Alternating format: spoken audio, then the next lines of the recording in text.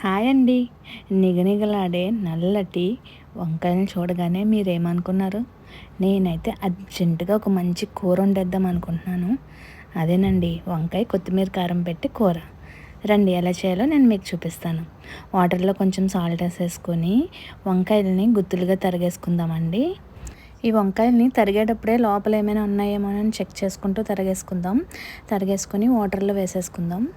నేను ఈ వంకాయలు చూడగానే గుత్తి వంకాయ వండుదామా, ఉల్లికారం పెట్టి వండుదామా అని తెగ ఆలోచించేసాను. లాస్ట్ ఫ్యూ వీక్స్ నుంచి ఇదే సరిపోతుంది.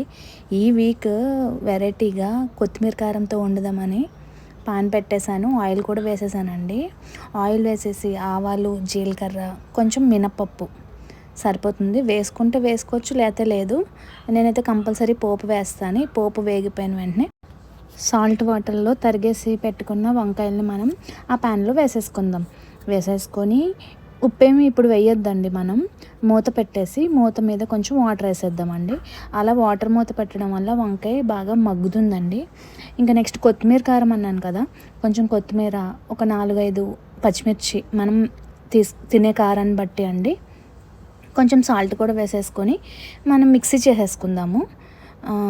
నేను ఇందాక సాల్ట్ ముక్కల్లో వేయొద్దని చెప్పాను కదా, ఈ కారంలో వేసుకుంటే బాగుంటుందండి. అలాగ మనం కొత్తిమీర కారం ఆడేసుకొని పక్కన పెట్టేసుకుందాం. ఈ వంకాయలు 80-90% మగ్గిపోవాలండి బాగాను. వాటర్ మూత పెడితేనే బాగా మగ్గుతుంది. ఇప్పుడు మనకి అన్నీ కెమికల్స్ వేసేసి పండిస్తున్నారు కదా వెజిటేబుల్స్ అన్నీ, అంత ఈజీగా తొందరగా వేగట్లేదు, మగ్గట్లేదు.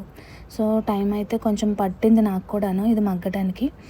వంకాయలు 80-90% మగ్గిపోయిన తర్వాత ఆ కొత్తిమీర కారం వేసేద్దామండి. వేసేసి ఇంకో 10% కూడా ఆ కారంతో మగ్గించేసుకుందాము కర్రీని. ఇప్పుడు మనం ఈ కారం వేసేసి కొంచెం మూత పెట్టేద్దామండి. మూత పెట్టేసి ఒక 5-10 మినిట్స్ సిమ్లోనే వదిలేద్దామండి. అంటే కదిపితే గుత్తులు అన్నీ డిస్టర్బ్ అయిపోతాయి. గుత్తులు కావాలి అనుకున్న వాళ్ళు, లేదు ఎలా ఉన్నా పర్వాలేదు అంటే మన ఇష్టం, ఎలాగైనా కలిపేయచ్చు. మూత పెట్టేసి ఒక 10 మినిట్స్ మగ్గబెట్టేద్దాం సిమ్లో. మగ్గనిచ్చేసిన తర్వాత మూత తీసేస్తే ఆయిల్ పైకి రావాలండి ఏ కర్రీకైనా. అంతే, కర్రీ రెడీ.